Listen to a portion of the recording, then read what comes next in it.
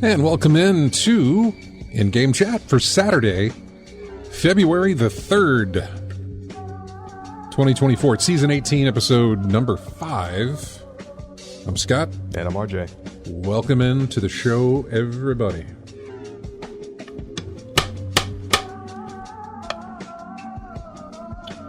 How's the board holding up, by the way? Board's holding up great, man. Good. Thank you for getting that for us and making that happen. And then getting another one and making that happen. Yeah, that's why I'm checking on the status of it, just in case you need to fix it or get another one. But anyway, welcome into the show, everybody. If you'd like to get in touch with us, our phone number is 334-272-9228. Check out ingamechat.net for all the links to get in touch with us. You can find us on Twitter at ingamechat. You can find us on Facebook there as well. You can email us, everyone at ingamechat.net. We are streaming right now on Twitch. Go to twitch.tv. You can find us there, and you can also join the chat room live while we broadcast. There's also Discord, which I've got up and running as well. And you can talk to us there if you'd like to as well. I see Duke is on. Steve, he's playing Counter-Strike. I do not see Josh, Drunk Degenerates. I don't see him there. But if he happens to show up, that'd be great. I only say that because he and I got to play Diablo. He and I got to play Baldur's Gate. Baldur's Gate last Sunday, and it was a really fun time. Really, really fun time playing that with co-op. He knew what he was doing way more than I did, but it was really fun playing co-op with him with Baldur's Gate 3. But yeah, we're on Discord, so if you need to get to Discord or something like that, you can just hit me up and I'll send you links to jump in there, or go to our website, ingamechat.net. Go to the very bottom, you'll see a link. Jump in there and, chat with us. Talk to us. Yeah. Lethal Migrant says Carl Weathers. He said Carl Weathers. Carl Weathers died. Yesterday, actually, he passed away. Yeah. Yes. In fact, I will get my favorite quote from him and play that during when we come back from one of the breaks. I say favorite quote. It's just a silly little line that he gave. It's just for whatever reason. I loved it. But yeah, so welcome into the show, everyone. And I guess we ought to jump right into what we've been playing and what we played. And as always, RJ, I'll let you go first on that one. All right. For the most part, still doing a little bit more of Grand Theft Auto Online. Yeah. We got a little bonus this week, doing missions for the character Simeon. Pays triple money and triple respect. So, do 2 or 3 missions to get yourself $120,000, $130,000 every time. You can build up your money reserves pretty fast, along with the other stuff that you can do in game. Played a little bit more of Warframe. I finally got the Railjack up and running. Yeah. After all the trial and error I was doing, teaming up with a friend of mine, helping him. We were helping each other do our own thing in the game. I have a couple of games in my Steam. I don't know, maybe wish list or something. I don't remember what it was that I've clicked. Oh yeah, no, it was in my wish list. And now I'm trying to remember which ones they were, but a couple of them that said, "Hey, you should like this based on the fact that you played Warframe." Mm-hmm. Suicide Squad is one of those. I do not own that game yet, but Suicide Squad is one of those where it says, similar to games you've played, and it says Warframe. I think Helldivers 2 was another one I was looking at, which comes out, I think, next week. Was that in the list as well? Because sometimes the algorithm, especially on my interface screen for PlayStation, like, because you like this, play this. And I'm like, this has nothing like what I Helldivers 2, I think, has because you played Warframe, you could possibly like, or it says similar to games you've played before, and it lists those games. And Warframe is up there for Suicide Squad, and I want to say Helldivers. Mm-hmm. I thought it was going to be Enshrouded, because I'm looking at that one too. But I think Enshrouded, oddly enough, says, hey, this plays similar to Terraria. And I'm like, no, it doesn't look like it would. It doesn't look like it would. Well, because it's got, basically out of the games that I've played, it has survival, base building, co-op. And that is exactly what Enshrouded is, survival, base building, co-op. Whereas Warframe goes with Helldivers 2 anyway, where it is, loot shoot type stuff. Same with Suicide Squad, looter shooter type of thing. It doesn't go into and that is a good idea of how you can get a sense of what they mean when they say, "Hey, this plays similar to." You understand that no, it just has aspects that are the same. It doesn't necessarily play similar to that. Yeah, it just has, Enshrouded has base building, survival, co-op play. Terraria has base building, survival, co-op play. I could list a bunch of other games that have base building, survival, co-op play, but in my library and what I played, Terraria lines up with that for or with Enshrouded, even though they don't look the same or play the same or anything like that. Yeah. They just have certain aspects that are similar. I'm sure if I didn't have Terraria in my library, it would find something else that says, "Oh, well, you've played this. Here are similar aspects to it." It's not something to really go on or rely on to think, hey, I like Terraria, I'm going to love Enshrouded. No. Or I liked Warframe, and I'm not saying I didn't like Warframe, but I played so very little of it that I can't give you an opinion of whether I liked it or not, because I played very little of it. So I can't say that, hey, I played Warframe, and what did I feel about that? That's what I'm going to feel about this. I never look at that as being the case. And then you've got games that are like, hey, this game that looks like The Room, from those puzzle games, plays like The Room. And then I can look at that and say, okay, yeah, I see where that's similar. It's a puzzle game. It's a puzzle box game, basically. Did you ever have one that was compared to it because it was first person? Maybe. I really haven't paid attention to it. I probably, for my sake, I probably tried to look deeper into it than just saying, oh, it's first person, this is first person. Yeah. But I imagine their algorithm would figure out a way to say, well, it's lining up, I think, with player tags. I say player tags, but whatever the category tags. Yeah. This is this, and so this, these match. Here we go. That's what it's doing. Yeah. Is what I think. I hijacked your total time there. So go back to what you were saying. You played some Warframe. Yeah, Warframe. I finally got the Railjack up and running. I had a bunch of glitches going on because I think it was because I was teamed up with a partner of mine playing.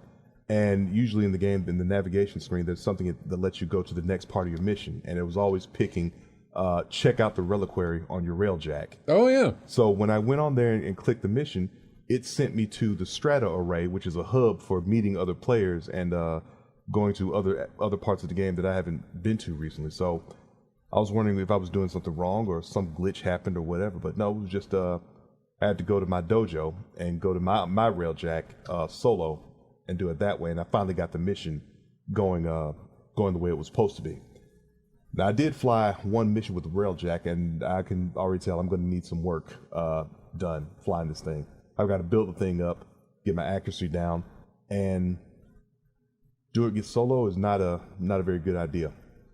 So I'm going to have to get some help on that one. Do you and AC Wraith figure that stuff out ever? I thought you did. The last time we tried, we got a bunch of it was like the name wasn't matching up, and every different variation of our names that we tried to do it didn't click together. So it's been a while since we tried it. So if he's listening, we got to try it again sometime. He's in the chat room. Yeah, I don't know that he's listening, but he's in the chat room. Yeah, well, I'm going to give it another shot. So, he says yeah. hire crew members in Fortuna. Okay. That's what he says in the chat room. Okay, I haven't been to Fortuna in a while either. You better go there and hire some crew members. Well, it's Star Days now, probably some Valentine's Day thing going on right now. So yeah, but they could probably do the same thing. But yeah, other than that, getting more story elements in there, I finally got the War Within unlocked, which is a quest story in the game. Yeah. And there were so many things in the game that I couldn't do because it always told me War Within required. You got to unlock this. Now I finally unlocked it, so now I can open up a whole bunch of other stuff on planet and on the other planets and do what I need to do. Unfortunately, the level is a little high. Mm-hmm. Like the highest I've ever gotten is level 30 on any Warframe I've got, and these like level 35, 40, 40 to 45, things like that. So it's going to be a tough run going solo on that part. And outside of that, I played a little bit of Capcom Stadium, the second one, and I got a taste of Saturday Night Slam Masters. Try playing that a bit. It was not. I remember that game. Yeah, it was not a good. I remember about that game. I don't remember playing that game, but I do remember that title. Yeah, it was the hardest thing for me to figure out was grabbing. I mean, it wasn't. I was thinking it was a wrestling game. I hit a button to grab, but this button has multifunctions. Like this button attacks. This button does A and B and all types of other things. Right. So it's it was something I just had to figure out on the way. But by the time I figured it out, I lost the match. Yeah, too much damage taken up. But yeah, it was pretty good. It was pretty good fun all the while. I mean, I still remember the fun that game was trying to get the grab and trying to get those special moves off that really put a hurt on your opponent. So outside of that, that's pretty much all I played this week. Yeah, well, for me, like I said, I had mentioned that Drunk Degenerate Josh and I played Baldur's Gate on Sunday. Mm-hmm. We didn't play too much. I mean, obviously you can play a lot of that, but we played a good little chunk of it at a place that what was for me was one of the most active places that I had been to yet in that game, because I'm practically still in the beginning, the tutorial or whatever, if there is such a thing, but yeah. I am I'm still way early in the game. So for me to come upon another group of characters who are having a fight with some goblins and some other things going on, and then being able to assist them and that sort of thing, that's a big moment. Mostly it's just been me and my party running into enemies and trying to survive, and then we come upon a group of other, friendlies that we can sit there and talk, or I say friendlies, you can totally turn them against you if you want to. But to go through that and come across that, he played as a bard and was able to talk to animals. So we had conversations with squirrels and bears and other little animals and things that were around the area. I thought druids did that. I don't know. Because this is based on Dungeons and Dragons type. It is based on right? Dungeons and Dragons. I thought the bards was like support with their music and things like that, and the druids were the nature type. I haven't messed around with it to know what you can do, but I want to say that you get to pick different classes. So it's like, here's your main class, here's your subclass, here's this and this and this, and doing different things unlocks. And if he was here, were he on, he would be able to tell us as to why he was able to do that. And maybe he'll join up later and tell us about that. But I got to play with him, and that was a lot of fun. I feel a little spoiled, because now it feels a little weird to go back into the game without him. Yeah. His character is still there, by the way. Mm-hmm. I can use his character. It's not one... He created a character to specifically play in my group. His character is sitting in my camp. I could totally pick him and bring him along with the party. And hopefully not get him killed. And continue to go on with his character if I wanted to. But it's he spoiled me a little bit by, first off, for him knowing what to do, and secondly, for just, hanging out, playing the game, and having fun. So that was a lot of fun, and I really, really, really enjoyed playing Baldur's Gate with him. What else did I play? I played, I want to say I feel like I wrapped up Strange Horticulture this morning. Day 16. By the way, if you're playing Strange Horticulture, day 16 is the end of the game. If you get to day 16, then that is your time to shine and go through the ending. I got ending number 2, is what it said. I looked up afterwards. There are 8 different endings. I did not look up what the other 8, the other 7 different endings are. Mm-hmm. I just realized there were 8. I'm like, oh, okay. I'm also short about 20 plants discovered or identified.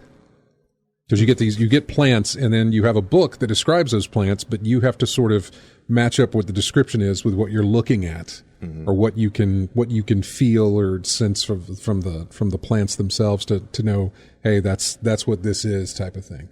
But yeah, so I'm about 20 plants from all. There's 77 total plants, and I have discovered 57 of them. Mm-hmm. So there's a lot more, and yeah, you can go through that thing some more times. I guess I'm not sure.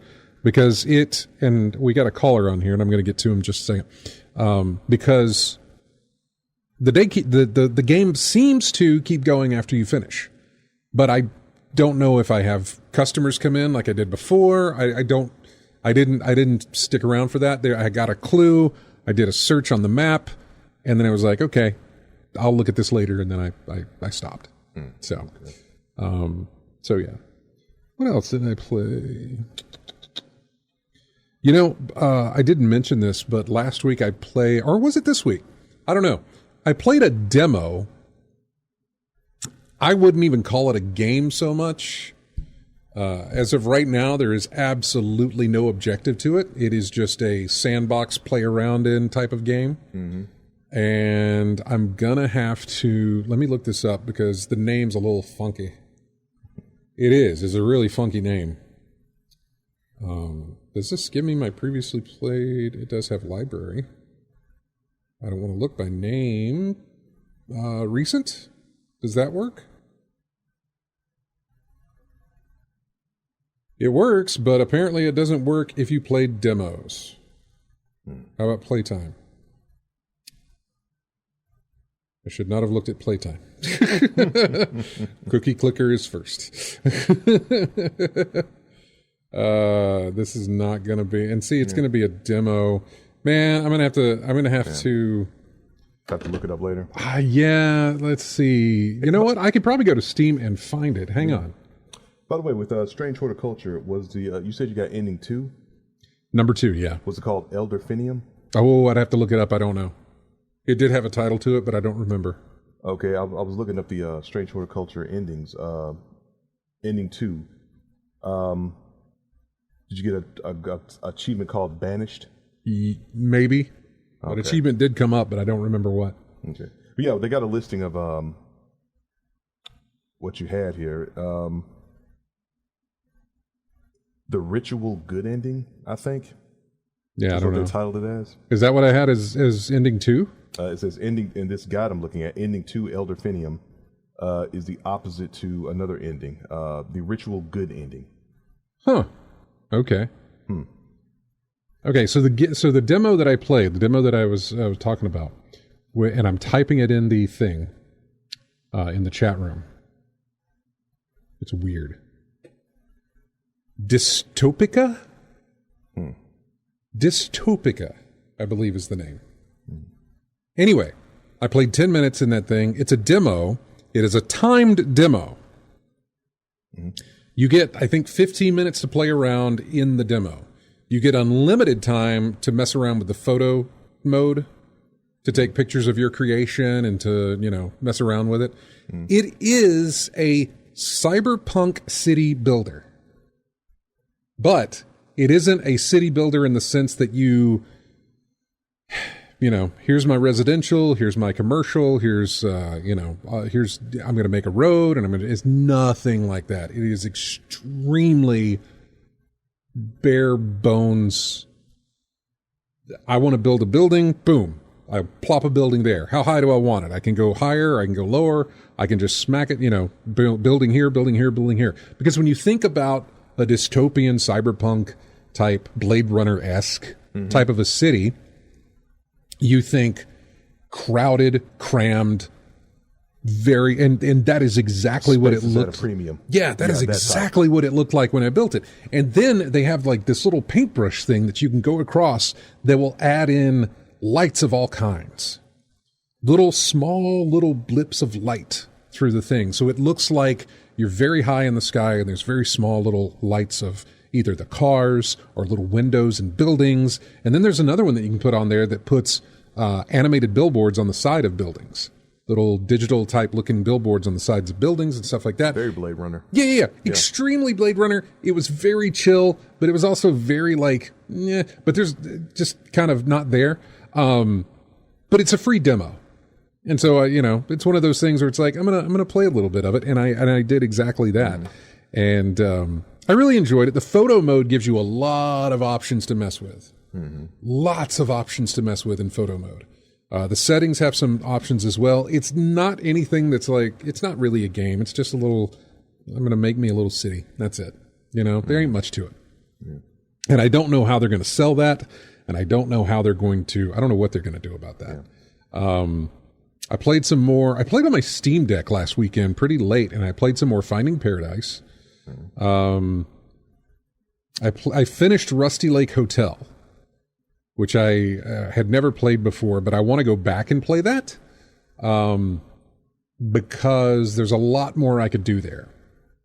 And I would like to go back and do that. There's other little things that I can find and discover, and I'd like to go do that. Tell you another game I played, and I got this one on a steal during the Steam sale. I'm like 99 cents on the Steam sale. I can't remember what it was. It was so cheap. Just like a few bucks maybe or whatever. I'm looking here. Yeah, see, it's $7 right now, but during the Steam sale, it was even lower. To like maybe $3, Oh, good. But the name of the game is called Defunct. Defunct. If you want a nice momentum-based speed runner type of thing, that game's for you, man. There were times when the momentum hit in that thing, like you're a little robot with one wheel, and looks like Gizmo Duck. Yeah. And as you're going down hills, and there's very little not mountains, but little valleys and little hills and things like that. But every time you're on a downhill, you hold a button, and he will use that downward momentum to build speed.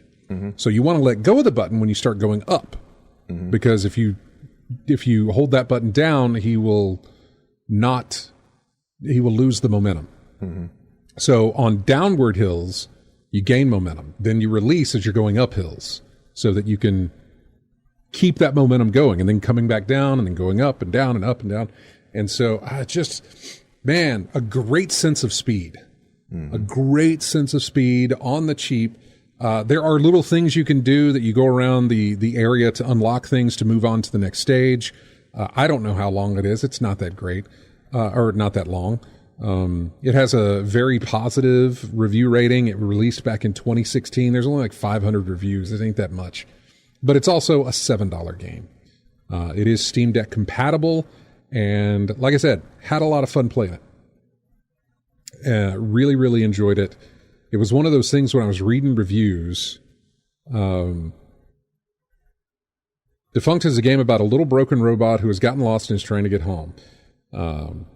This is a simple game. Most levels are just you rolling towards the end goal with some odd certain goals and puzzles. But yeah, it was just a lot of fun. I was really surprised by it. Short story mode, high replayability, extremely satisfying gameplay. I played through the story in about 1 hour, but there are still tons of things to find in the levels. It's just a really good sense of speed in Defunct. Gave me Sonic vibes, Yeah. But yeah, it was really, really cool.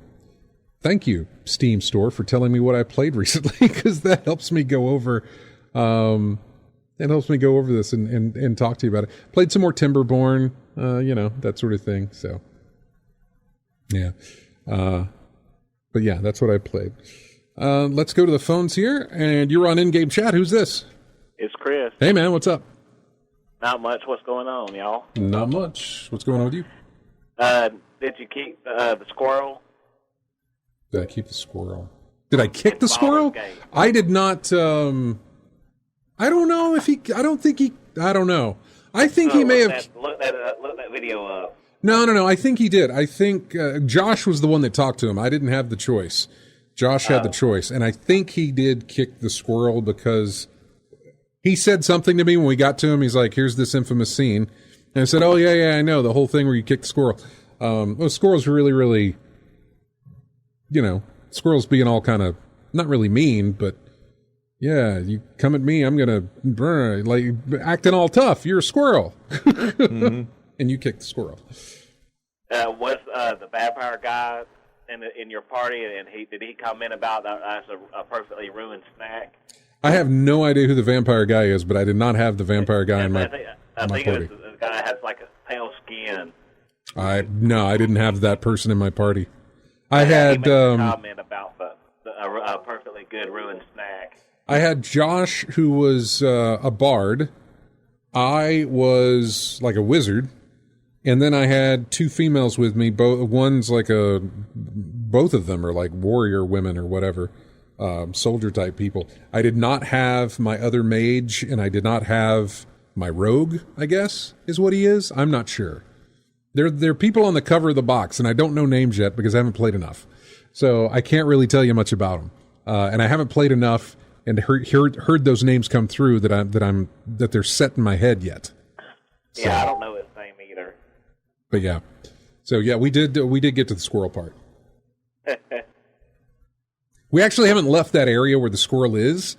That's inside some kind of druid keep or something like that, and we've talked to a lot of people and we're kind of ready to move on from there, but at that point that's when I said, okay, let's call it here for the day, and we'll come back to it, or I'll come back to it or something. So I get the feeling there's going to be some huge consequences for kicking the squirrel. I don't think there is, not in this manner. I think there could be in some other dialogue choices and options that we took, not necessarily with this squirrel, but with other people that we talked to. There very well may be, but I don't think there's any blowback from kicking the squirrel. I don't think that there is, but I don't know because I'm way too early in the game. All I can say is don't be surprised. Yeah, well, I don't think he screwed me up. I don't think he would have done that if he thought this is going to hinder him later on. I don't think that Josh would have done that. Or he might have given me a heads up and said, "Look, if I do this, you're going to have to face consequences later or something. Do you want me to do it?" Josh was really nice with my game to let me know that, hey, we should do this here instead of later. Or we should do this now. You see, I'm just going off of what happens if you keep attacking the chickens in Zelda, or if you shoot the squirrel in Until Dawn, or any other animals you mistreat lately. The consequences come back and bite you in the tail later on. Yeah, I think this is the only opportunity you get to kick the squirrel. Maybe.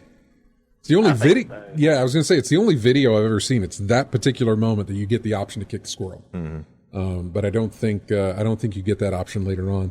I don't necessarily know because whatever. But that's the only part that I've seen, and they made a big deal out of it. So yeah. Okay. What have you been playing, Chris?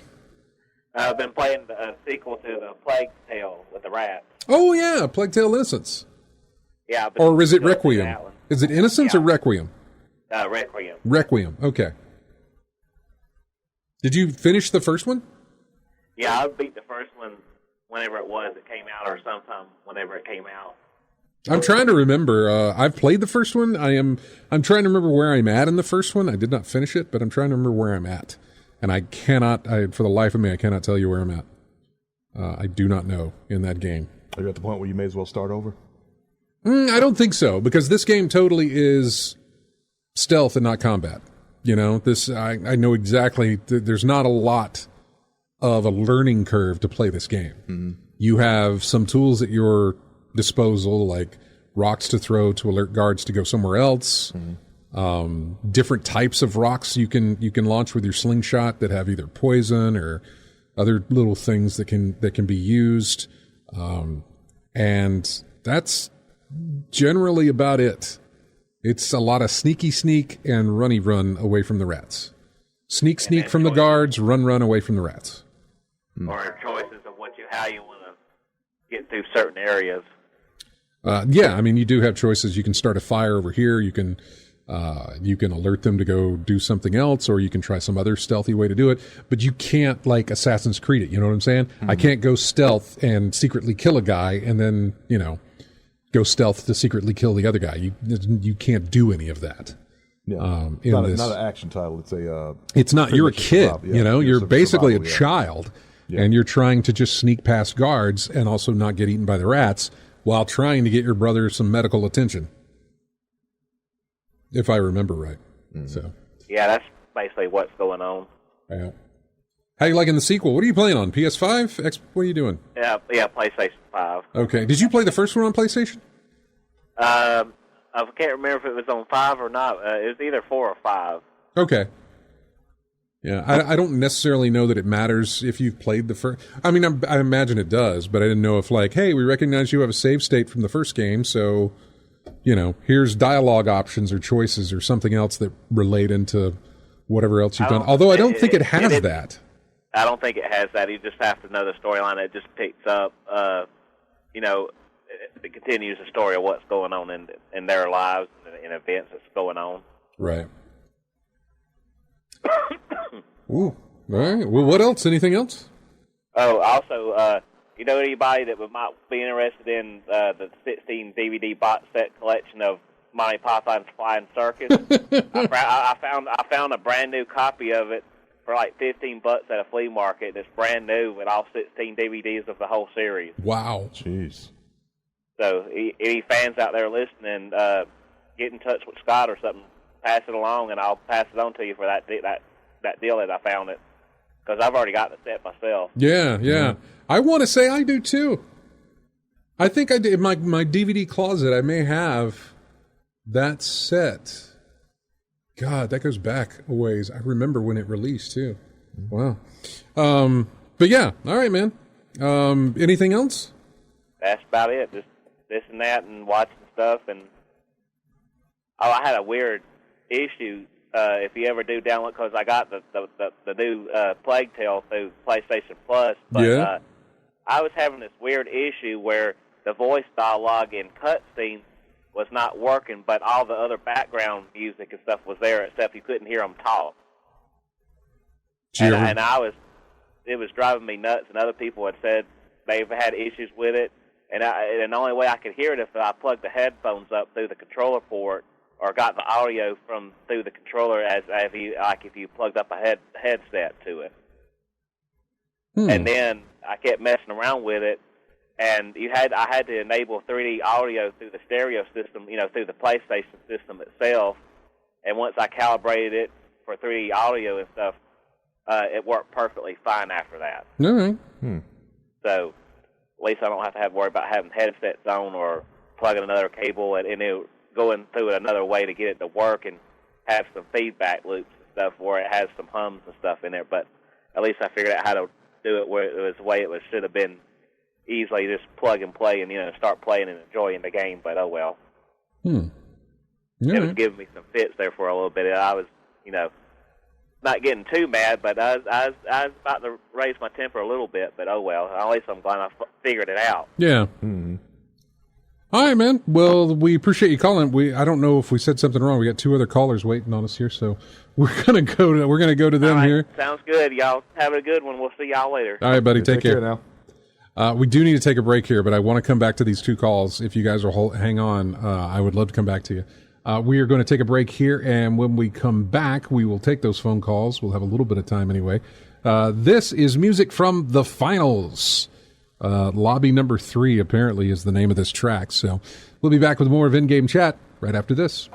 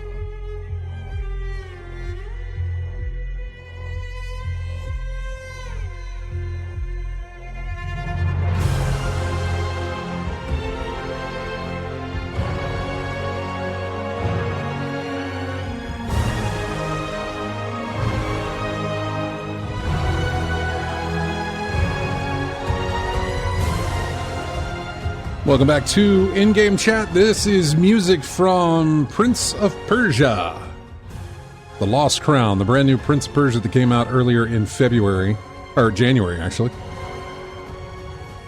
This is the main theme. By the way, the guy who did the music for the game, friend of the show, Gareth Coker. We've had him on the show a few times. Did music for some Minecraft games that came out, like Minecraft Adventures, Ori and the Blind Forest, Ori and the Will of the Wisps. Did the music for those. Mean Greens, an Army Men type game. He's done a lot of video game soundtracks. It's amazing this is him. This is great. Let's jump back to the phones. Talk to Master Thespian. Hello. Well, hello. How are you, man? I'm talking to you doing well. I'm talking to you while I'm working here. I heard him talking about that Monty Python video set, and I would love to give you my number or get his number from you. Oh, that sounds like a deal, man. Yeah, it does. It does sound like a deal. Well, the funny part is that I am currently in a play up at the Wetumpka Depot. You doing Spam-A-Lot? Spam-A-Lot. Yeah, Yes. I figured you were doing Spam-A-Lot. So if anybody wants to see the Master Thespian do a bunch of silly things, they come see that. But yeah, I can give you my number offline, off the air, and you're on Facebook, right? Yeah. Yeah, we're friends on Facebook. Shoot me a message on Facebook, and then I'll just shoot that over to him. Got it. I will. And we'll make it happen. Yeah, the only games I'm playing currently are the stuff on the iPad. I'm playing this weird game called Merge Mansion. Not familiar. Well, it's one of those things where you have to collect pieces and try to fix things, and there is a very, very light storyline that goes along with it. Basically, it's one of those games they try to get you to spend a whole lot of money for stuff. Oh, gosh. Well, that's most mobile games. Yeah. And Disney Magic Kingdom, which, again, doesn't have much of a storyline, but it's one of those collect and build your own Disney park, that sort of thing. That's not bad. I kind of like that idea. Yeah. And then Ultimate Golf. Let's play right. golf online. A lot of fun. So, you did the golf thing, didn't you, RJ? Yeah. What was it called? Yeah. It was PGA Well, the thing about 2K. it, I like it. Yeah. I like the fact that you are playing against other people. Mm-hmm. Hello? Yeah, no, you're here. Yeah. I'm listening. Oh, okay. So you get to actually get ranked, and they have like every month is a different season. Yeah. So you got an opportunity to get prizes and things. I usually don't spend any money on that one at all. Right.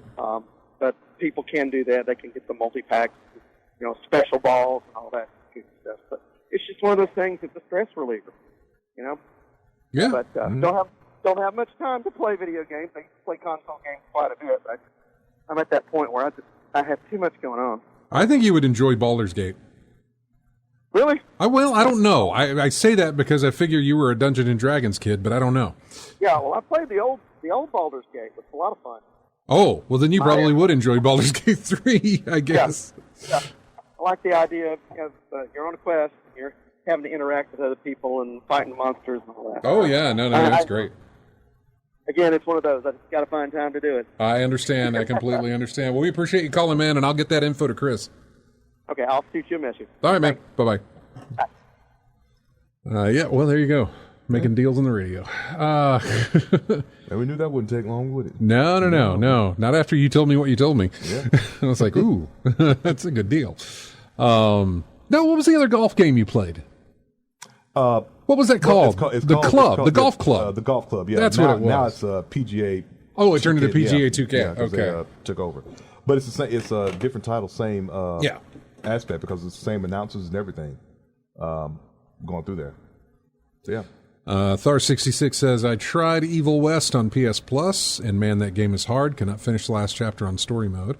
Lethal Migraine says, apparently that game... Oh, we must be talking about Prince of Persia.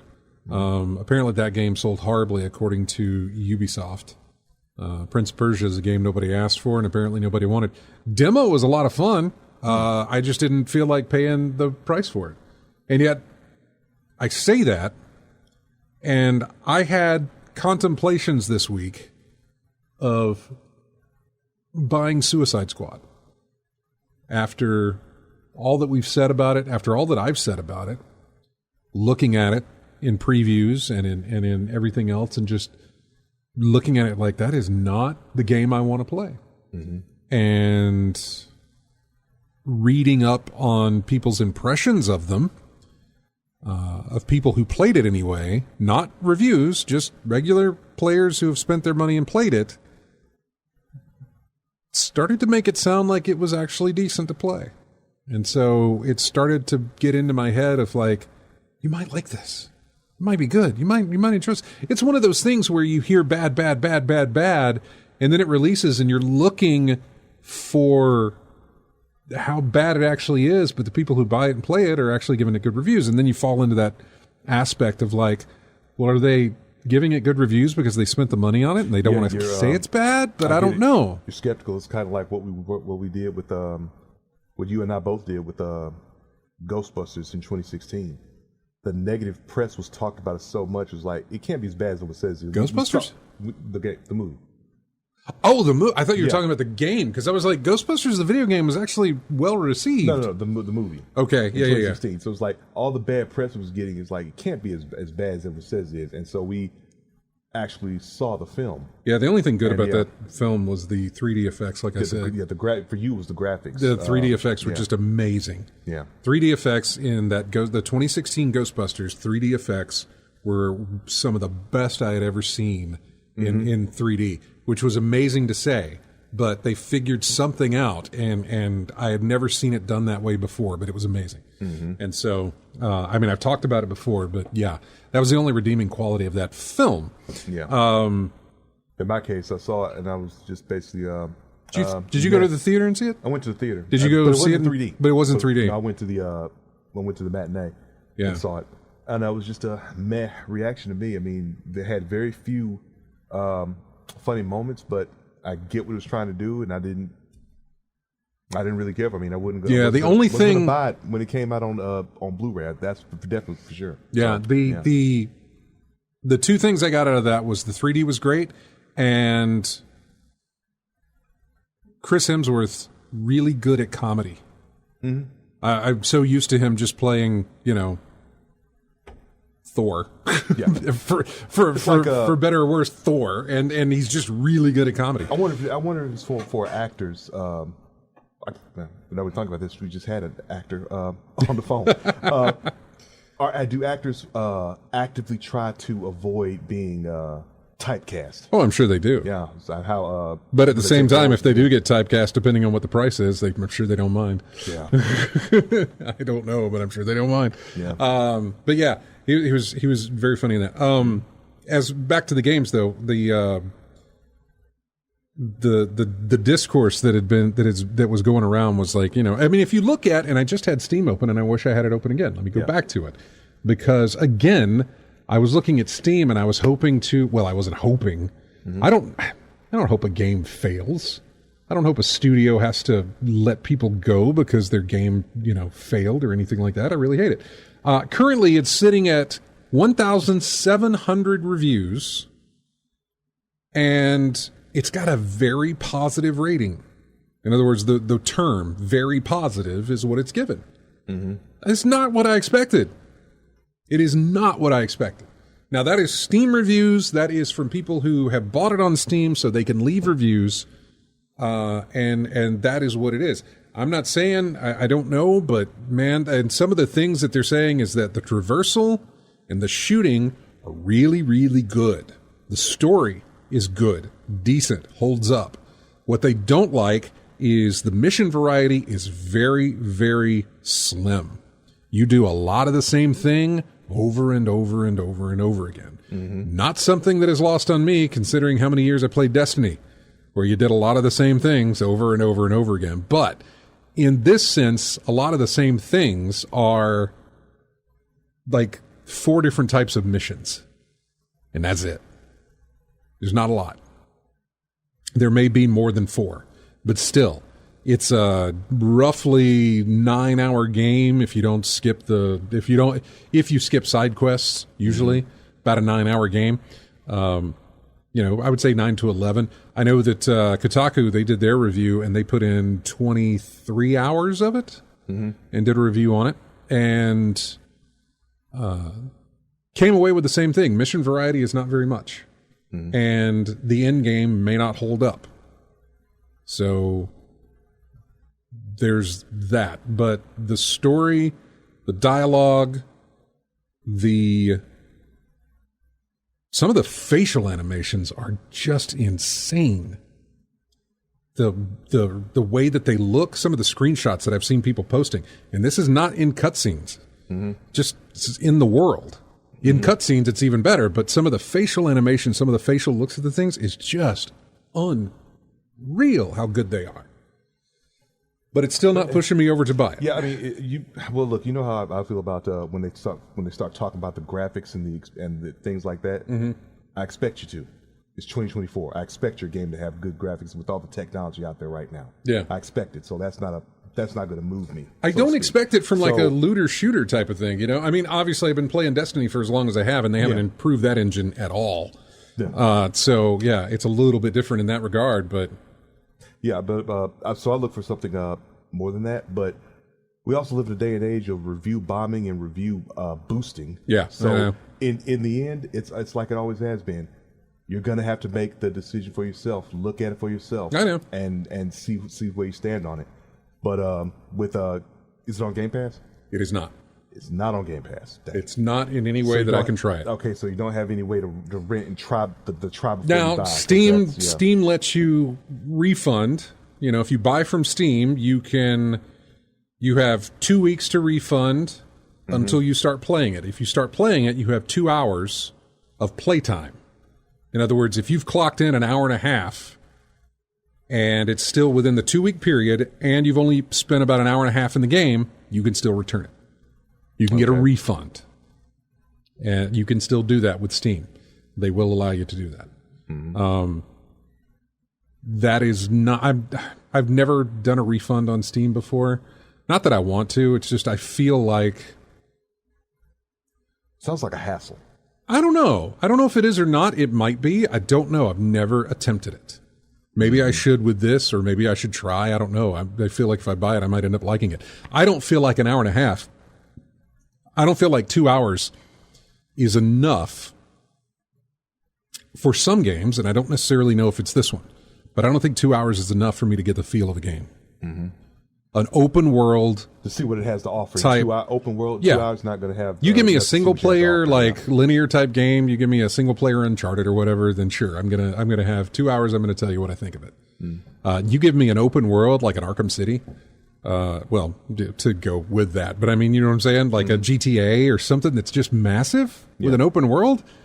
It's something like Destiny. I'm going to need more than 2 hours to get a feel for.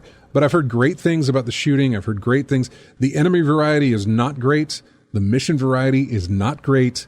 And unfortunately, that's a big deal because that's what you're doing the entire time. Traversal is great. Shooting is great. But the things you shoot at, not so great. The missions they put you in to do all of that, not so great. Is this one of those trust us, we'll get it fixed later type scenarios? I don't know. That's a good question. And that's a question a lot of people have been asking. And we're going to come to that whenever we come back because we got to take a break here. Sure. When we come back, we'll just dive into the whole Suicide Squad stuff. I've got some notes on the game itself as far as some of the reviews and some of the different things. It launched in early access, except it didn't, but we'll tell you about that. We got music here from a game that released back in December, House Flipper 2, where you take a house and you flip it.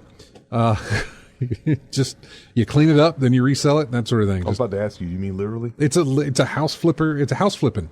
Table game. flipping. Okay. Oh no, not flipping the That's thing. what I meant when I said literally. That's what No. If it doesn't exist, it needs to. There you go. Someone make a game about you literally. You just flip houses. Yeah.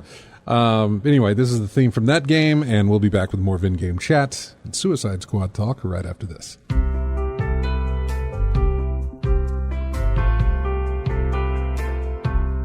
This sounds exactly like it would be music for a house flipper.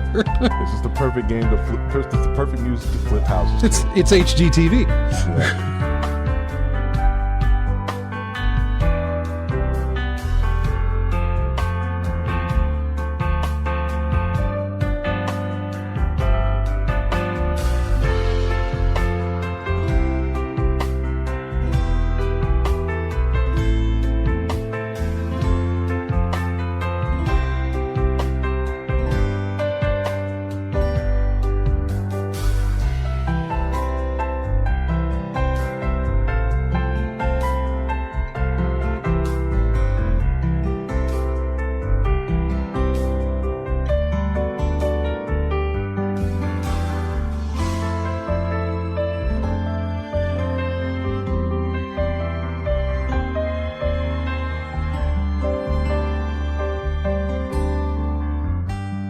Whoa. There's still plenty of meat on that bone.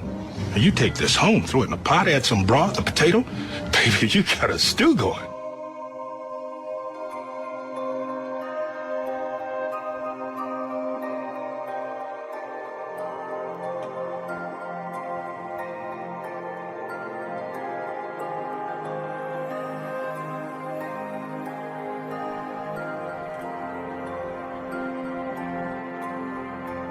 Welcome back to In-Game Chat.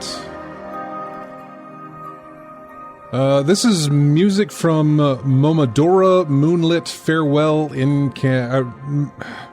Momodora Moonlit Farewell Incantation. I have no idea. It's a long title.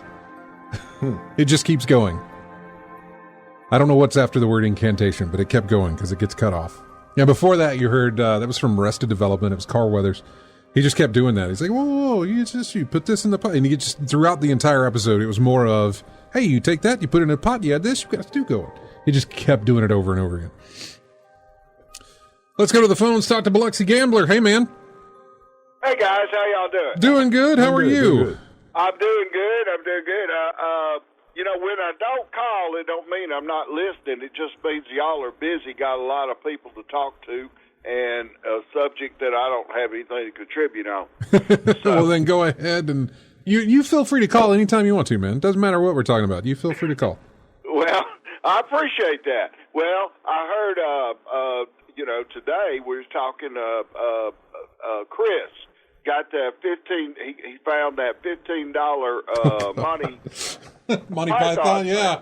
Yeah, okay. Now, and then Master Thespian, he's going to get it, right? Right. All right. Now, this is for Chris, because, of course, he's listening. He's always listening. Okay. Chris, he's like me. Okay, Chris, here's the deal. Now, you said you bought it for $15. You didn't say you'd sell it for $15. See? Now, see, I'm trying to help you here. So you buy low, you sell high. That's the way you do it. And if somebody gonna buy something for me, and I say, well, I don't own anything I won't sell. I mean, how much will you give me for it? Now, maybe I was gonna sell it for $25. They might say $50.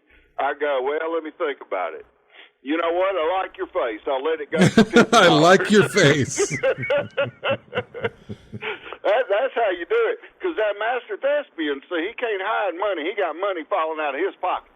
I saw him, and a lot of people don't know. He was Scrooge, in a play, right? Mm-hmm, yeah. And Scrooge got some bank.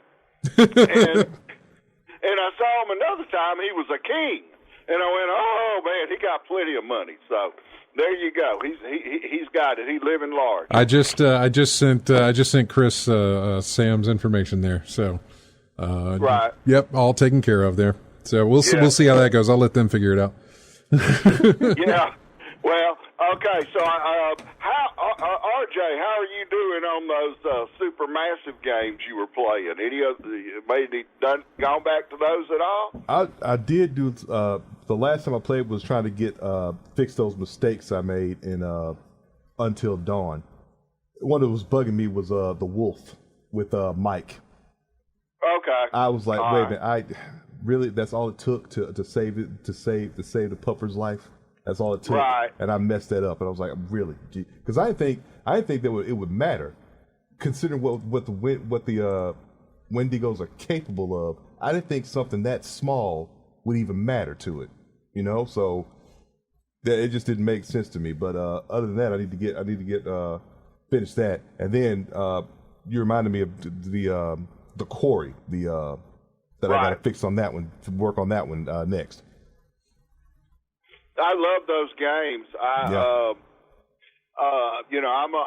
doing the devil in me right now. It's got me stuck on a puzzle, and that's kind of hung me up.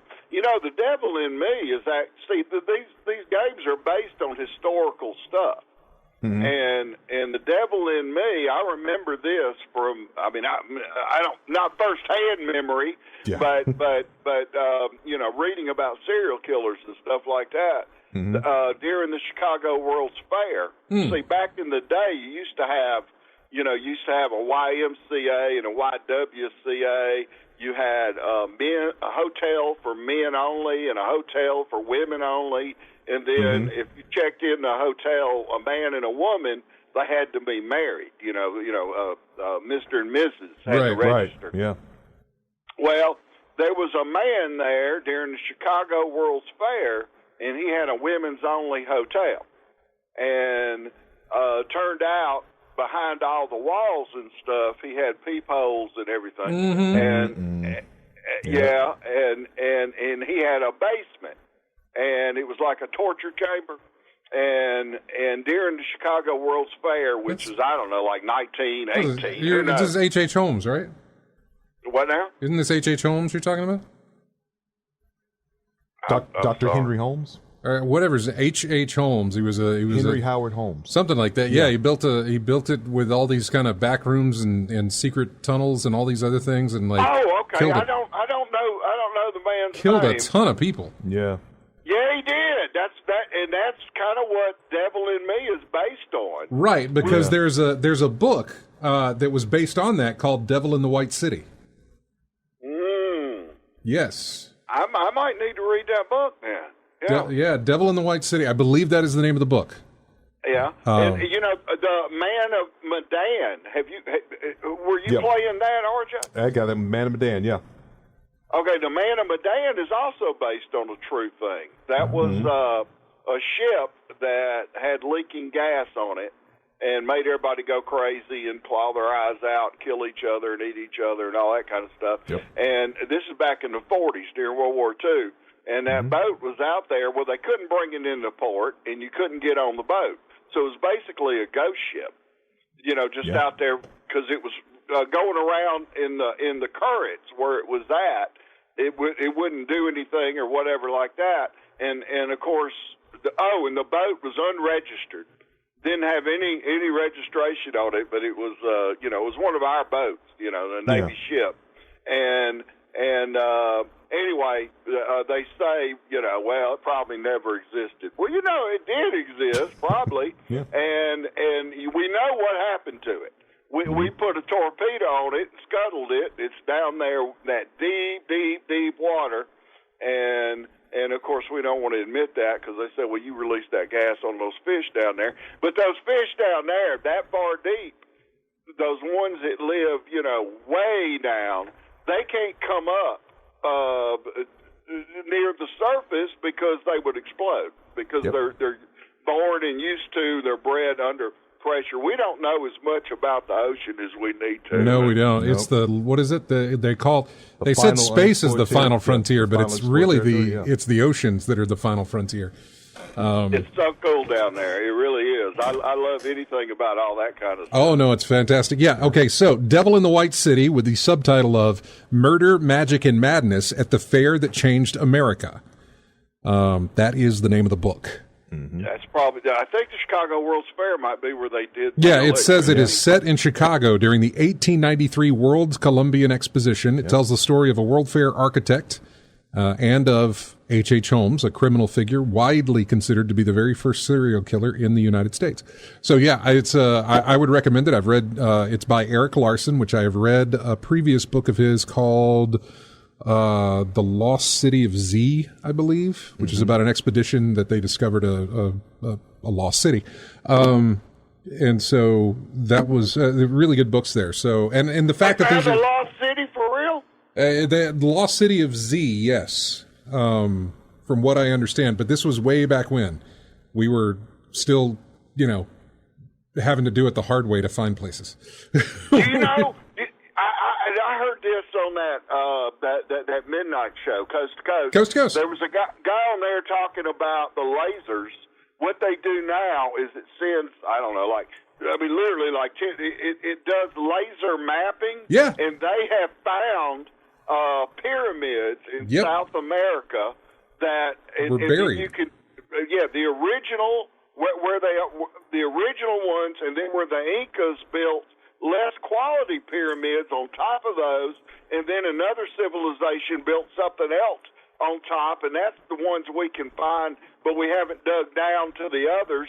But laser stuff from space have mapped this. Anyway, it's cool, man. Love it. I like that kind of stuff. Yeah, just to give you another connection to that, or at least an Alabama connection to that. There's a game called Uncharted 3. It was on the PlayStation 3, I think, Uncharted 3. He dealt with the lost city of Ubar out in the desert. And I remember being at Naughty Dog Studios when Uncharted 3 was being worked on, and I was in the game director's office, and she had books upon books upon books upon books all over her desk, all over the walls, all little notes, little things. It was a mess of information. But I noticed one of the books that she had, and I can't remember what the name of it is in my head, but I bought it for my flight home on my little digital e-reader. And it talks about the discovery of this city and how we came to find it. Now, in the game, you're the one that discovers it, but in real life, this city was discovered. The Pillars of Aram, I think, or the Aram Pillars. I can't remember what it's called. Anyway, she's from Huntsville. She was a scientist from Huntsville, and she said, we need to have this satellite do a flyover of this area and, bombard it with whatever they bombard it with so they can get some images of what's under the sand. And that's where they found the city. This happened, I think, back in the 80s when this happened. And so, yeah, I know exactly what you're talking about. Wow. That's fantastic, yeah. I know Dr. Craig Shelton at AUM is the one that did all that work on the crater. Yep.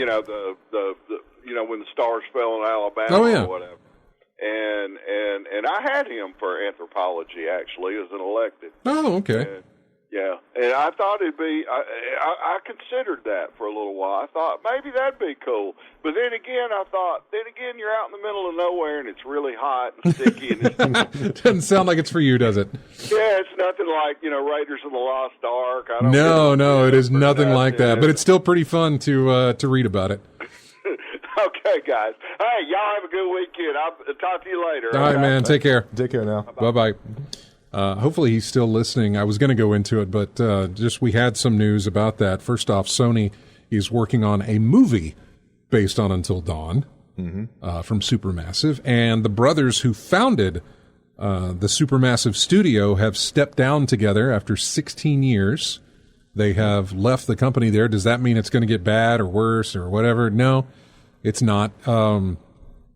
Supermassive co-founder brothers Pete and Joe Samuels have announced their departure from the developer best known for the brilliant Until Dawn, which also, by the way, from the Sony State of Play, PlayStation State of Play, we got a PC release in the works for Until Dawn.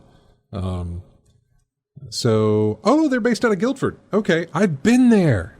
I've been to Guildford. That's where Criterion Studios is located, Guildford, yeah.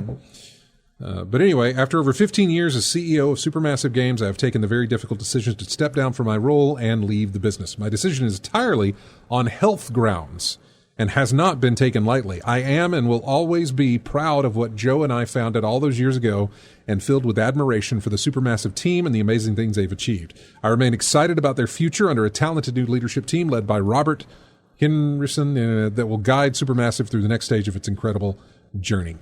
So,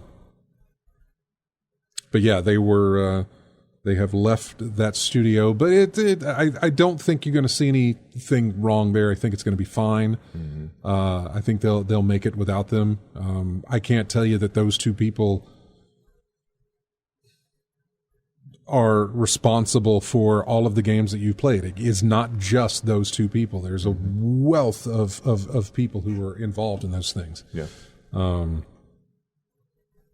But, oh man, Drunk Degenerates, Josh can't join us in Discord. I wanted to talk about our playtime in Baldur's Gate, but that's okay. That's not a problem. Man, I wanted to talk about Suicide Squad, but we're running short on time. So I do want to talk about the state of play. So I tell you what, we'll really got to talk about the state of play because of Hideo Kojima, if nothing else. As far as the whole Suicide Squad thing, the reviews of it by review publications, websites that post reviews, aren't great. Very low. Metacritic has it at like a 60. The amount of people playing it on Steam is very low. I imagine consoles it's also very low. I was contemplating getting this. I think it's mostly a wait and see type thing. Well, CD Keys has it on sale for like $50. It's right now. It's $70. It's a $70 game. Definitely, right? A bunch of folks who's wait and see. Yeah. So like the discount over at CD Keys is like $50, $55, $56, and I'm like, okay, that's fine. I could do that. But the more I read about it, the more I was like, I don't know that I still want to do that. You know. Especially if you look at the last Warner Brothers game that was released, whether it be a Batman-themed game like this, a DC comic game, or if you look at MK1. Both got seriously deep discounts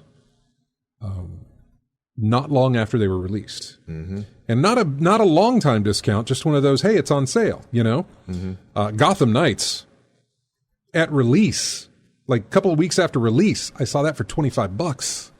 And actually picked it up.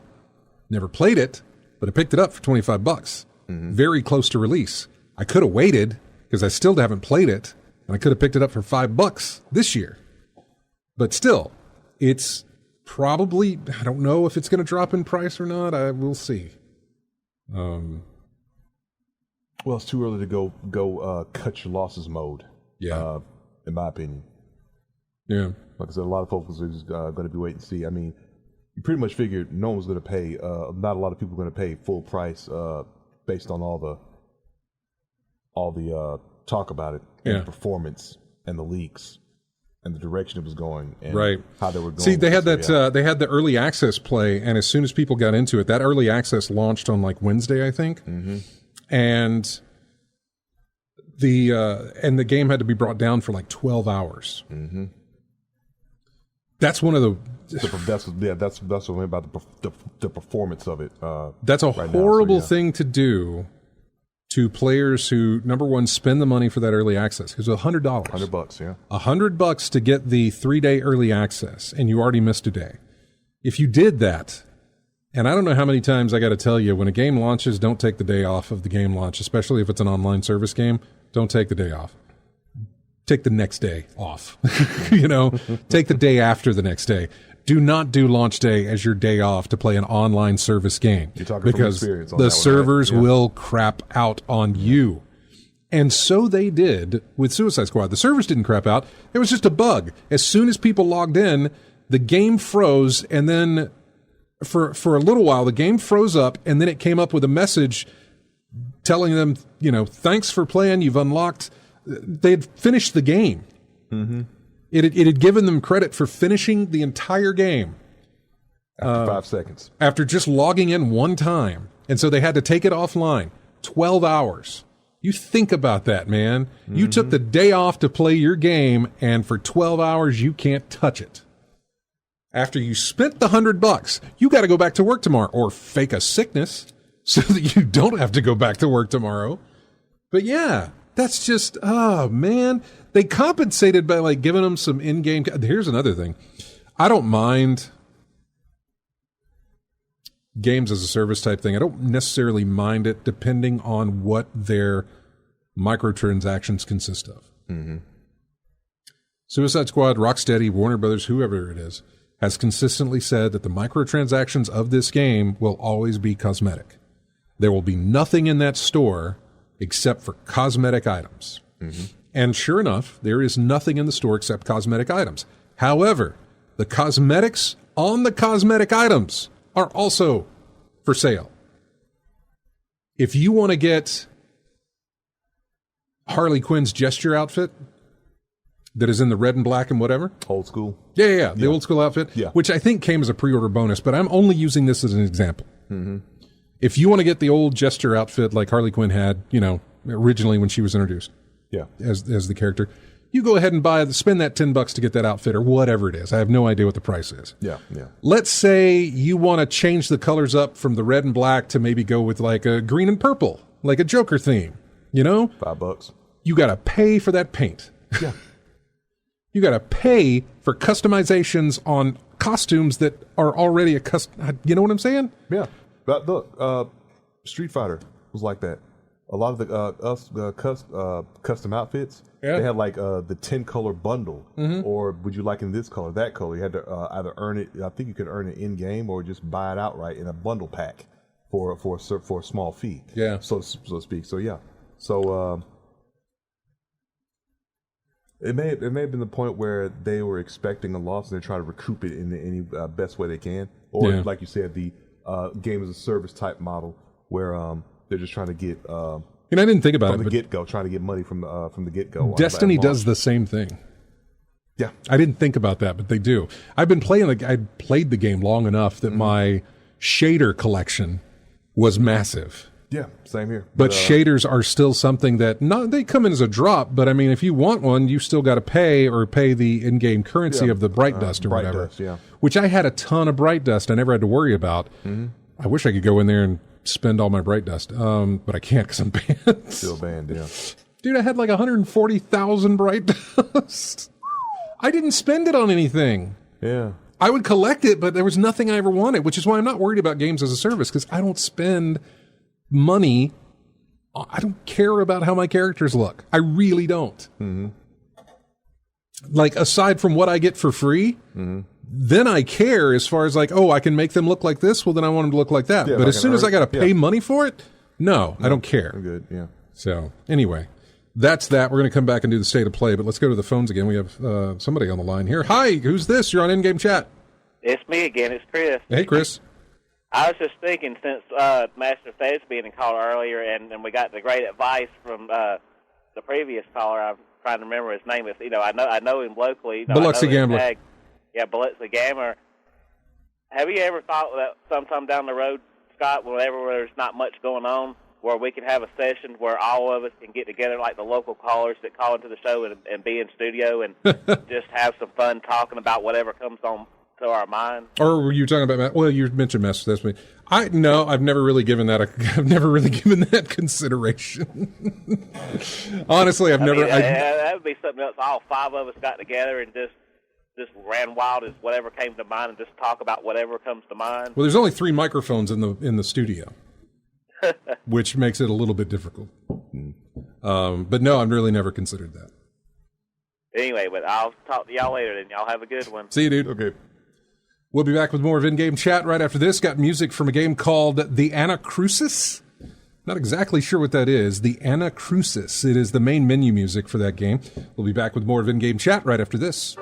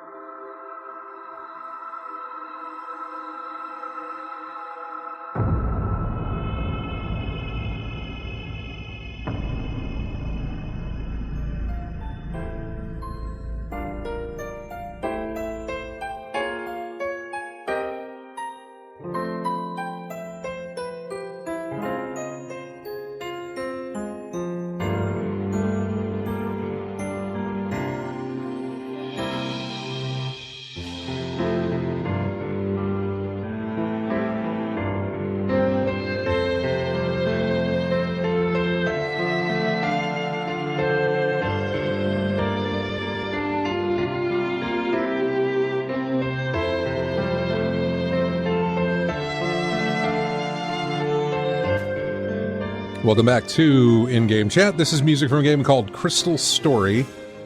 Track is Dawn of Dusk, or that may be the subtitle, and I don't have a track listing for it, or maybe it's the main menu, I'm not sure, but Crystal Story, Dawn of Dusk.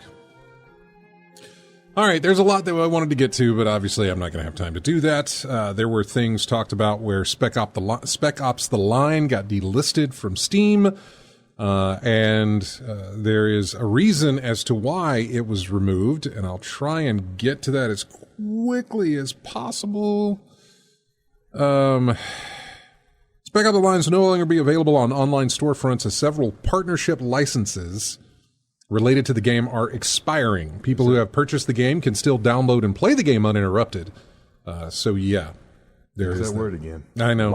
Licensing is really going to screw up a lot of games in the future.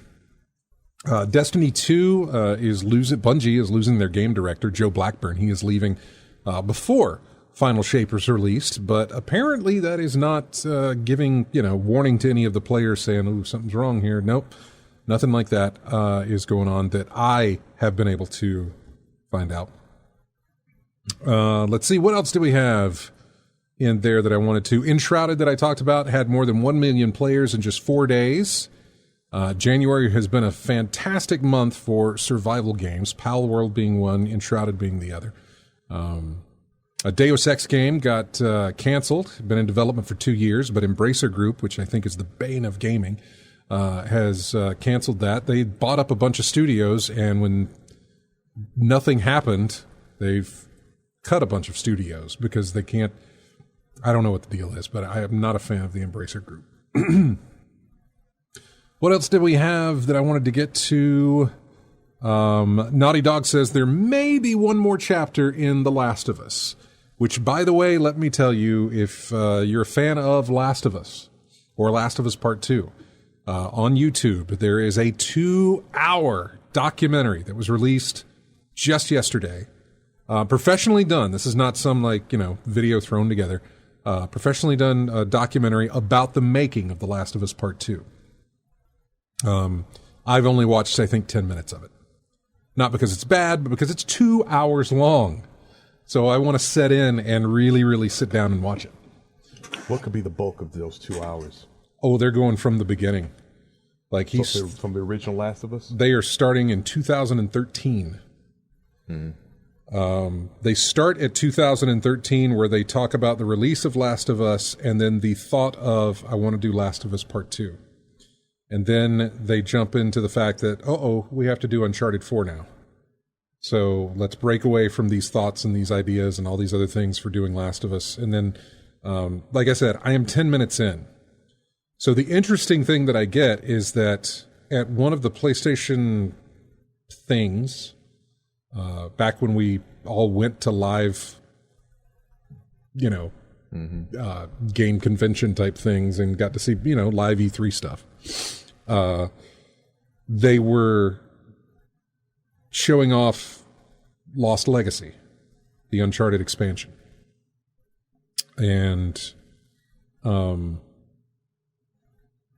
Neil talked about the fact that he had an idea of what he wanted to do for the teaser for that, for the announcement teaser. Mm-hmm. And his idea was the fact that we showed off Lost Legacy and people were screaming for that, but what they didn't expect was us to reveal another game at the very same time as that was going on. He wanted so badly for this not to get spoiled. He wanted it to get out there before it got spoiled, or before it was spoiled. He wanted this revealed before somebody let loose that, you're going to see Last of Us Part 2 at this thing, which it never happened. And then they showed Last of Us Part 2, and they showed results of, people's reactions to it and that sort of thing, of just the announcement. Mm-hmm. And that's as far as I am. And he talks about, there's the meeting. It opens with Neil at a meeting with people at Naughty Dog in their theater room, where he's saying, hey, sit back. We're going to go over the main story of this game. We're going to be here for about 2 hours talking about it. And he goes right into, and it talks about, or it shows their reactions as they get word for the very first time as to what the big thing that is going to happen in this game is. That's going to happen early in this game. And I'm still being vague because I don't want to spoil anything. Mm-hmm. And I think you know what I'm talking about. And that's what caused. Right. Yeah. It's a character development is the best way I can say that. But they talk about that, and it is. I'm really, really looking forward to watching the rest of it. But yeah, it starts in 2013, skips to 2016. Then there's the pandemic, which is basically why this didn't get released until now, because just things stopped. And so yeah, but yeah, it's called Grounded. The Making of The Last of Us Part 2, and it's really, really good. It's on YouTube. But it is spoiler specific, so if you are worried about that, do not watch it. Play that game first, then go back and watch it. But apparently they say that they may have a third game in there. There's probably one more chapter in The Last of Us. I say third game. I haven't read that article. Maybe there's a little side thing here. Maybe it's one of those, like, not a full thing. Because I'm thinking about where could they go after the conclusion of... right. Which is something else that documentary focused on. In fact, the first chapter of that documentary is titled "It Doesn't Need a Sequel." That's the title of the first chapter of that documentary, because a lot of people thought it ends the way it ends. It's good. You don't have to go any further than this. You know, you don't have to do a sequel. And a lot of us thought that they probably wouldn't. You know, it didn't feel like there could be more there. It was a good way that they ended it, you know? They ended it with her asking Joel, "Are you telling me the truth?" And Joel saying yes. Mm-hmm. And that's how it ended, when we knew the truth, you know? And I thought, that's good. They really didn't have to. And they did, and I still, you know. But it was a type of, but in retrospect, it was a type of ending where a whole bunch of people would ask what ifs. Yeah. Well, Neil talked about the fact that he wanted to explore her decision to live with the lie and how long she could live with that lie. Because she knew, or felt anyway, that he is not telling me everything. But how long could you live? Because I think she's 13 in the game. I think he mentions this is in the documentary, that Ellie is 13 in the game at the end. And I think they fast forward a few years to where she's, a little bit older than that, probably around 18 or 19 now, and is like, how does she come to terms with living with this lie for as long as she has, and having to deal with that. So anyway, really, really cool. Again, 10 minutes into it, I'm not very far. So I would like to watch more of that. What else do we have? Well, talking about Suicide Squad, there are over 500 studios currently working on live service games. Okay. I don't want to say it's the future, but oh man, there was more. Pal World has reached nearly 20 million players in 12 days. That game is going nuts. And then we get to State of Play from Sony. Showed off Helldivers 2. It is releasing on February the 8th. It will be on PC and PS5. It is one of the first PlayStation PC games that is launching simultaneously with a PC release and a console release. It also, you know what? It may have crossplay. It probably does. I don't know. But it is co-op. It is a looter shooter type thing. I know. See, there's Josh. He said in the chat room, I'm looking forward to it.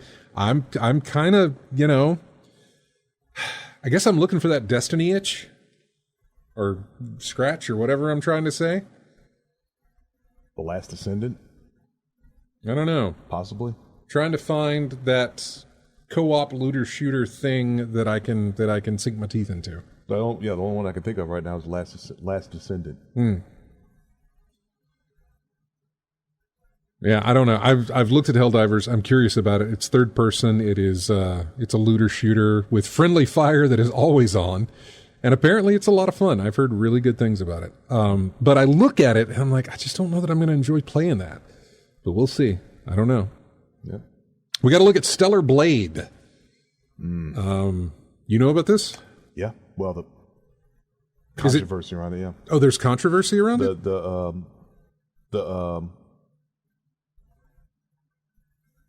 people talking about the fan service and response to it and all that good stuff, but Is it based on something? it's kind of like a action shooter, Bayonetta-ish type game. Oh, so I was going to say, is it based on an anime or something like that? I don't know, or a manga. Just a action shooter. Okay. From Korea. Yeah, but kind of a action shooter, Bayonetta type thing. But yeah, there was a lot of talk about the usual response to women in the skin tight bodysuit. That type of yeah, thing, yeah. that thing. I will say that the first thing that I noticed when I first saw this was the jiggle physics, which didn't really put me off about it. But the more I watched, the more I was like, this is not a game for me. At first, it started out that way because I was looking at the combat and everything else. And then as it slowed down and they started really showing off more of the game, I was like, no, not me. Not for me. Really not for me. But yeah. We got it's a remake. What is it? Sonic X Shadow Generations. Isn't that the Generations remake that they're doing? But now they're including Shadow in it or something like that. I don't know. It's supposed to come out in autumn of 2024. Zenless Zone Zero. It's the next game from the makers of, is it Genshin Impact or Genshin Impact? Genshin. Yeah. Honkai Star Rail as well. So that was it. They showed off Foam Stars, which I just don't care about. That's like Splatoon, but with foam instead of squid ink, is what I'm getting from that. But yeah. Dave the Diver getting a PlayStation 5 release in April, and then a Godzilla expansion coming up later in May. V Rising is getting a PS5 release. It's already out on PC. Silent Hill, The Short Message. That is out now, and it is completely free to play on PS5. And that was a lead-in to the remake for Silent Hill 2, which is no idea when that's going to get released, but they showed off more of that. Then we got to look at Judas, the next game from Ken Levine from BioShock fame. There is still no release date, but man, that just looked like BioShock. Like, Ken has a thing for a gun in one hand and power in the other. You know what I'm saying? Like some supernatural power in the other hand. Because that's all I saw was bang, bang, zap, zap with my, bang, bang with my gun, zap, zap with my hand. Whether it's fire or some other frost or some other little thing. And I was just like, okay, you're just putting BioShock mechanics in a different game. I guess new feature, switch hands. Man. Gun in the left, power in the right. Okay, there you go. I get that that's like a thing that is just a gameplay mechanic, but it's just one that he never lets go of. And I don't necessarily know that I want something different. Maybe it'll work. Maybe. I don't know. Because I was interested in it until I got to the gameplay, and I'm like, we're doing this again, man. I'm tired of my what were they called? Not toxins, the different things that you shoved into your hand for the powers and stuff. God, I can't remember what they were called. Tonics. Tonics, yes. I think that's it. I think that's what it was. Okay, let me see. I think they were called tonics. Let's see. Someone in the chat room probably got it. Oh, Drunk Degenerates. Josh says Helldivers does have crossplay.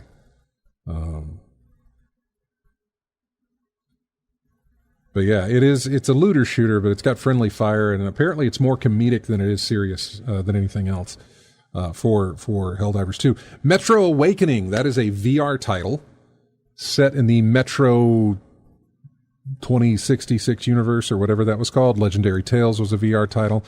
Dragon's Dogma 2, I had no idea this thing was getting released as early as it is, but that's coming out March 22nd. And I kind of really liked what I was seeing with that.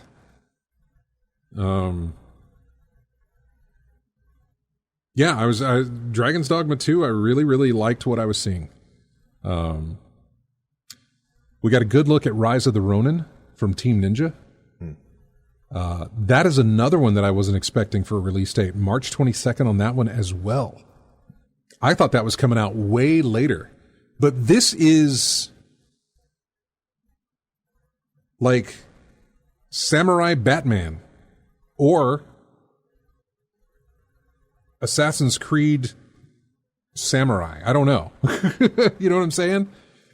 There was an ability that where he had his little grapple hook where he flung it to a rooftop, jumped up there, ran on top of the roof, jumped off, had this wingsuit thing that popped out and let him glide across the map. I think more of Ninja Gaiden and Sekiro. I haven't played those. Ninja Gaiden I played back when it was on NES. No, I'm talking about the one from Team Ninja. I tried to play Ninja Gaiden Black. I'm not familiar with that one, but that was released on like Xbox or 360 way back when, and was tough. Oh yeah, that one then. It was real hard. Yeah, 3D, the 3D one. I think it was called Ninja Gaiden Black. I'm not sure. But yeah, I loved Rise of the Ronin. Rise of the Ronin looked great. They announced the Until Dawn, getting an announcement on PC at some point. Then we got Hideo Kojima's Death Stranding 2. We got a title for that, and we got a date of 2025 for the release. The subtitle being Death Stranding 2 on the Beach. And it was weird. It's Kojima, and it's always weird. Yeah. But yeah, you think about it, and he's like, all right, well, how's it? He keeps out Kojima-ing himself. So he's improving. That or just going weirder, I'm not exactly sure. You know what I'm saying? Like, Kojima was here with Death Stranding, and then I'm like, well, how can he go any weirder than this? And then he does with Death Stranding 2. Mm-hmm. And then he's got another game that he's working on too that's coming out at some other. He's working on a tactical stealth game. Mm-hmm. Tactical espionage game? Stealth espionage? I can't remember. Very Metal Gear Solid like. Okay. Is what he talked about. But that was it. He just talked about it. There was no title given. There was no. You didn't see anything. Mm. That was it. Just let him do the next Splinter Cell. Yeah, I know. That would be wonderful if Ubisoft... Well, no. Don't give Kojima Splinter Cell. Please, God, no. Why not? It'd exist. It would exist, and it would be different and weird, so maybe. Yeah. He did it with Metal Gear, yeah. So why not with Splinter Cell? But, I mean, that's a Ubisoft property, and I don't think they're going to do that. I would love it if they would, but I don't think they're going to do that. So... Anyway, that's going to wrap it up for us. We have got to run because we are running out of time. I'm going to leave you with music here from Avatar, the game that released back in December. It's called Take Flight. I want you guys to have a fantastic week.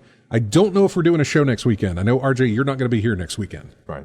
But so we may or may not do a show next weekend. I do not know. But here's music from that game. We will see it next Saturday, maybe.